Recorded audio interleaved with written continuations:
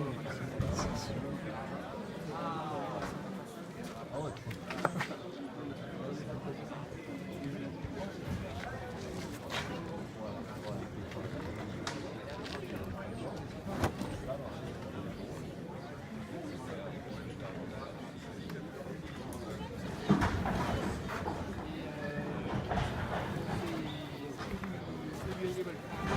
que dans la vie, ils sont plutôt petits.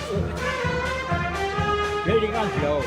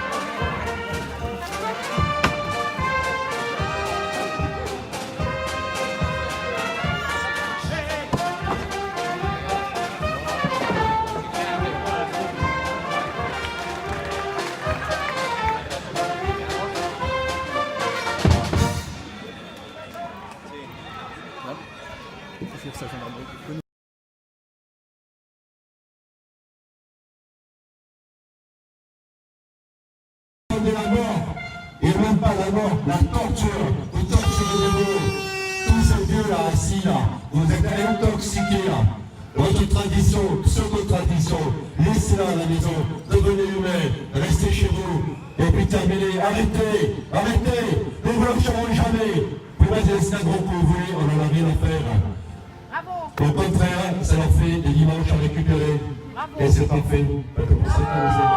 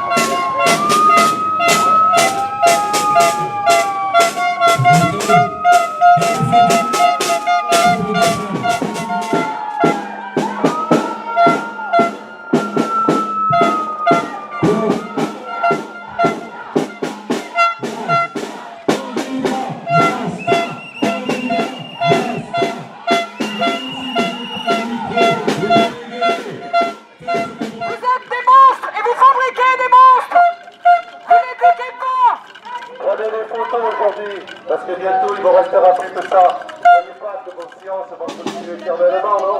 On a autre chose à faire sur Terre. Je sais, vous nous dites, allez sauver les enfants. Ben oui, eh bien vous, sortez vos culs des arènes. Allez les sauver, les enfants, vous êtes incapables. Vous n'êtes pas capables de vous sauver, vous, là. Vous n'êtes rien.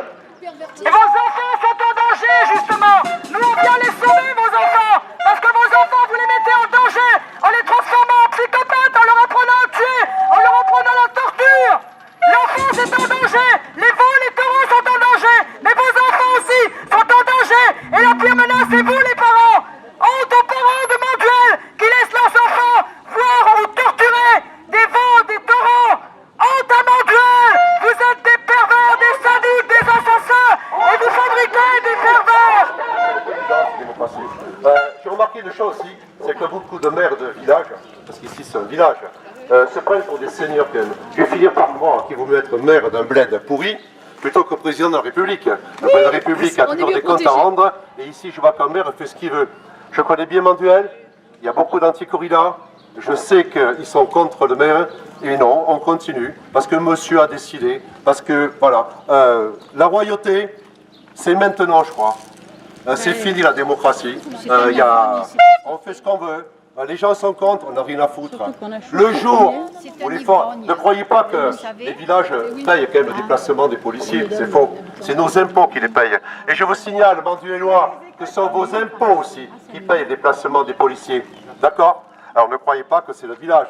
Parce que le jour où on fera payer les maires des petites communes comme ça, les forces de l'ordre, ils vont chialer, ils vont arrêter leur connerie.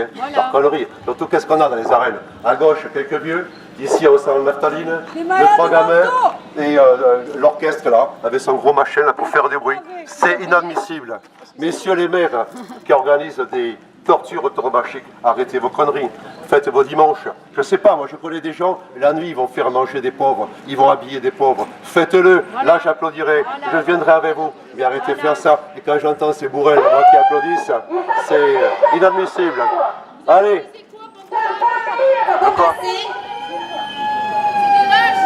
Comme s'ils avaient regardé un film d'horreur qui leur fait ni chaud ni froid d'ailleurs. Tellement qu'ils sont de pierre ces gens. Tellement qu'ils sont... Non, c'est pas de pierre en fait. C'est simplement qu'ils sont pas évolués. Pas évolués. Ils sont un petit peu attardés.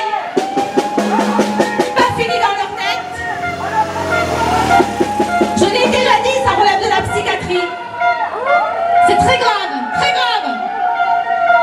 Ce genre d'attitude. Il faut pas se fier aux apparences. Les militants arrivent cet après-midi, nous serons beaucoup plus nombreux. Beaucoup plus.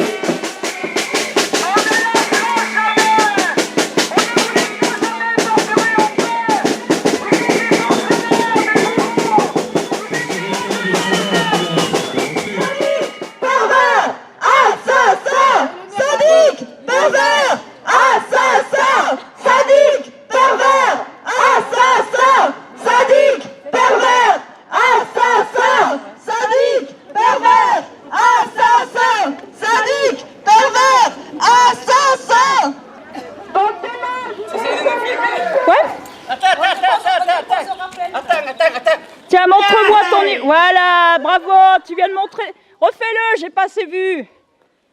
Espèce de vieux pervers. Vous venez de prouver qui vous êtes. Bonjour, je me présente. Je suis Elsa Strasser, secrétaire nationale du CRAC Europe pour la protection de l'enfance. Qu'est-ce que c'est le bolsin? Alors le bolsin, ce sont des sélections de novieros, avec plusieurs étapes de sélection.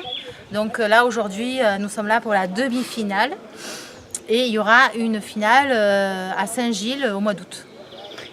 Pouvez-vous me dire, c'est quel type de catégorie de gens qui affrontent entre guillemets les taureaux? Quel âge en moyenne? La moyenne d'âge, donc, c'est à partir de 16 ans jusqu'à 22-23 ans. Ah, c'est très jeune. Hein. C'est très jeune. Très jeune. Voilà, c'est très jeune. Bon, bonjour à tous, bonjour à toutes. Didier Bonnet, président du CRAC Europe pour la protection de l'enfance. Nous sommes ici, comme a dit mon ami, pour le Bolsin. Le Bolsin, c'est une demi-finale d'école taurine, enfin soi-disant école, parce que c'est même pas assimilé à un club sportif. où on apprend à des jeunes à torturer et à tuer. Alors les gens se plaignent que la jeunesse est violente. On interdit à des enfants de regarder un film de moins de 10 ans, moins de 12 ans, moins de 14 ans. Et on les autorise à partir, peu importe l'âge, à rentrer dans une arène.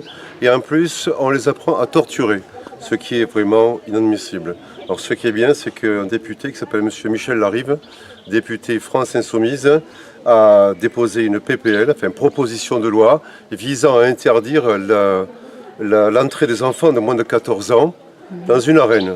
Alors si cette proposition de loi passe dans une niche parlementaire à la prochaine rentrée, ça sera très bien, parce qu'on ne pourra plus continuer à apprendre à des enfants à tuer de 7 à 8, 9, 10 ans, 16 ans pour s'entraîner dans des arènes, alors qu'on leur a interdit à moins de 14 ans d'aller le voir. Ce qui serait quand même C'est intéressant bizarre. ce que vous dites, parce que je suis entrée donc dans les arènes en tant que spectatrice tout à l'heure, et effectivement, il y avait un petit garçon à côté de moi qui ne devait pas avoir plus de 6 ans. Il n'y a Donc pas d'âge pour rentrer dans une arène. Oui, De voilà. 0 à, on va prendre les mineurs de 0 à 18 ans pour rentrer dans une arène. Et après, ce sont des adultes, ils font ce qu'ils veulent. Et autrement, il n'y a pas d'âge pour rentrer dans une arène, c'est libre. Et surtout que l'entrée, particulièrement aujourd'hui, pour aujourd'hui, était gratuite. Mm. Donc Oui, voilà, oui. c'est ouvert à tous et il n'y a pas de limite d'âge, D'accord. malheureusement. Est-ce que vous pensez que, par exemple, l'action du député Michel Larive peut avoir une chance éventuelle Alors ça ne dépend pas de nous. De toute façon, tout ce qui est tenté a une chance d'arriver. Alors ce qu'il faut, c'est qu'il y ait un courage, on va dire, au niveau de l'Assemblée, que cette proposition de loi soit mise dans une niche. Bon, il faut savoir qu'au départ, cette proposition a été signée par plusieurs parlementaires de bords différents, dont Modem, France Insoumise et d'autres que j'ai oublié le nom, mais il y en a une vingtaine, je crois. D'accord. Il faut savoir que cette PPL, quand même, pour les moins de 14 ans, est doublée d'une autre proposition de loi, carrément pour l'abolition de l'alinéa 7, de l'article 521 premier du Code pénal. Vous pouvez me dire ce que c'est, pour ceux qui ne sauraient pas? L'article 521 premier du Code pénal prévoit les sanctions pour ceux qui font des actes de cruauté visibles ou non visibles sur un animal. Alors visible, c'est dans la rue par exemple, non visible, c'est à la maison. Alors qu'avant, ça protégeait les animaux uniquement dans la rue. Alors l'alinéa 7, c'est ce qu'on appelle l'exception à la loi, qui prévoit que dans les zones, on va dire, taurines ou de pseudo-tradition, on peut encore torturer un animal, alors que la même chose en Auvergne est sanctionnée par la loi. D'accord. Voilà. Et qu'est-ce que vous pensez des arguments des pro-corrida qui vous disent que ici c'est culturel, que c'est ininterrompu et tout ça? Ouais. Ben, disons que la tradition est un argument pour cacher vraiment ce qu'il y a derrière. Alors, par exemple, on n'a pas besoin d'une tradition pour savoir que l'excision était quand même dégueulasse pour les femmes, que le droit de vote, c'était une coutume aussi que les femmes ne votent pas, c'est tradition, maintenant le vote. Les progrès sociaux ne se font que contre la tradition. Je n'ai pas besoin de voir que la peine de mort, que décapitation est dégueulasse, alors que dans certains pays c'est une tradition. Ouais. Ce n'est pas parce qu'une chose est ancienne ou que c'est une tradition et que ça fait des décennies, ce qui n'est pas d'ailleurs le cas de la corrida, hein, parce que la corrida en France est très récente. Ça date de quand d'ailleurs? Ça date de l'arrivée de La première la corrida, femme de Napoléon, c'est elle qui l'a introduit en France. 1853 à Bayonne. 1853. Donc il n'y avait pas de corrida en France avant? Il y avait, non, en France, non, il y avait des trucs, mais ça c'est le culte du taureau, on va dire. Mais après, il n'y en a qu'un point. Il faut savoir aussi que l'alinéa 7, qui date que de 1951, il ne s'appelait pas 7 à l'époque, il y a eu 3, 5, 7, maintenant il s'appelle 7, mais il date de 1951. Et avant, la corrida était strictement interdite, il y a même des matadors qui ont été reconduits manu militari à la frontière par la police. Ah oui, Ah ouais, vraiment. tout à fait. Tout à fait, oui. Et donc, ce que je disais tout à l'heure, c'est que c'est pas parce qu'une chose elle est ancienne, c'est pas parce que c'est une tradition qu'elle est forcément bonne et qu'il faut la perdurer. Au contraire, on évolue, heureusement, le monde évolue. Donc, il faut s'adapter. Et bien là, je suis désolée, mais la corrida n'a plus sa place à l'heure actuelle dans l'évolution des choses. C'est-à-dire qu'on est en train d'enseigner, normalement, hein, dans nos écoles, on est en train d'enseigner aux jeunes de plus en plus le respect de l'environnement, le respect des êtres vivants. Donc la corrida n'a plus rien à faire là-dedans. Elle n'a absolument plus rien, elle n'a plus sa place. Je vais me faire un peu l'avocate du diable, mais que pensez-vous des arguments des pro-corrida qui vous disent oui, mais après tout, vous mangez de la viande, il y a les abattoirs, etc. etc. Et que donc les anti-corridas seraient des hypocrites? Déjà d'une, moi personnellement je n'en mange pas. Et deux, si on considère que pour certains l'homme doit manger de la viande, on peut tuer une bête rapidement pour la manger, même si je n'en mange pas, alors qu'ici on la tue pour s'amuser, ce qui n'est pas pareil. Hein. La corrida est un abattoir à ciel ouvert finalement. Voilà, comme disait Jacques Martin, c'est les costumes du Châtelet à ciel ouvert. D'accord. Autrement dit, c'est effectivement... Si je suis votre raisonnement, effectivement, on n'amènerait pas un enfant dans un abattoir. Exactement. Voilà. Par Exactement. contre, ici, et on ne paierait pas pour aller voir. Voilà, oui, je comprends. C'est tout l'aspect un petit peu, un petit peu pervers qu'il y a là-dedans. Hein. Le fait d'aller voir une corrida, il y a quand même un aspect très psychologiquement, il y a quelque chose qui ne va pas, quoi. C'est quand même bizarre qu'on ça relève de la psychiatrie, quoi, à la limite. Hein. On célèbre la vie en tuant. Je trouve ça bizarre, mais il faut... Ça, ce sont leurs arguments. Ah oui, c'est la célébration de la vie et de la mort. Mais après, ils sont qu'à se tuer entre eux, déjà ça en fera beaucoup moins. Et ensuite, qu'on laisse les bestiaux tranquilles. Qu'on laisse tranquilles les bêtes. Et, parce qu'il ne faut pas oublier qu'on tue un animal d'élevage, pas domestique, mais d'élevage. Parce que le taureau dit de combat, il n'existe pas au départ. Il est sélectionné, il est élevé pour aller dans une arène. Et alors vous, dans votre action d'aujourd'hui, qu'est-ce que vous espérez finalement? Quel est quelque part le but de cette action? Le but de cette action, c'est de faire évoluer les consciences, et notamment par rapport aux enfants, par le biais des enfants. Parce que n'oublions pas que le Crack Europe, c'est le Crack Europe pour la protection de l'enfance, et qu'on lutte aussi pour ça, c'est-à-dire que ce n'est pas un spectacle pour les enfants, et que les écoles taurines ne sont pas des écoles. C'est tout sauf des écoles. Voilà. Et ça n'a plus lieu d'exister non plus. Et si on attaque les écoles taurines, la corrida, déjà que son avenir est très... très incertain et très compromis. Par le biais des écoles taurines et par le biais de leur interdiction, on arriverait à l'interdiction et à la finalité de la corrida. Point. Si on les empêche de s'entraîner, c'est comme si un chirurgien, on l'empêche de s'entraîner avant d'opérer quelqu'un. C'est exactement pareil. Si on empêche un futur tueur de s'entraîner sur un veau, écoutez... il faudra bien qu'ils arrêtent un jour leur coronerie. Ouais. Mais de toute façon... C'est intéressant ce que vous me dites d'ailleurs, parce que quand je suis... donc moi j'étais un peu filmée dans l'arène de tout à l'heure, pour voir un peu comment c'est. Et c'est vrai que j'ai remarqué au niveau de la population qui était présente, c'était surtout des personnes âgées. Ouais, c'est vieillissant. Ouais. Et il y avait très peu de jeunes. Bon, il y avait des enfants, hélas, mais c'était surtout une population très vieillissante de retraités, je dirais. Alors, il y a justement, par rapport aux enfants, il y a un concept... qui est sorti il y a 3 ans à peu près de ça, qui s'appelle le concept aficionado. Voilà, donc aficionado, c'est une aire de jeu, vous savez, les aires de jeu que vous voyez dans les McDo. Voilà. Donc c'est une aire de jeu centrée sur la corrida.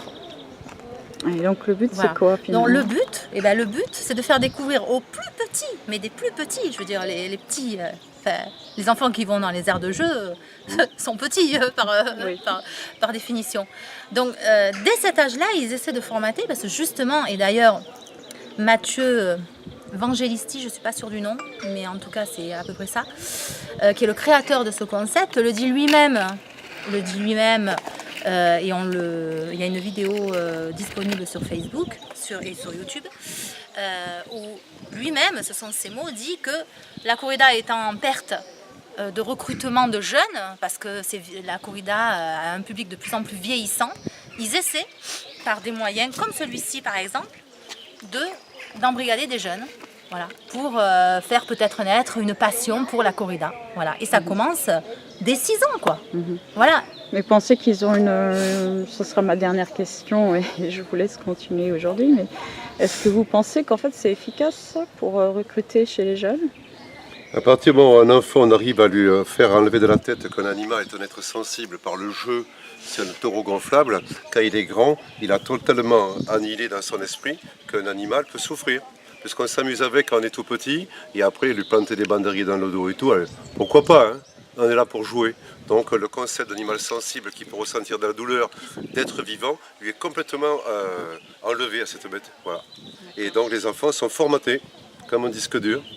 Voilà, comme ça, terminé.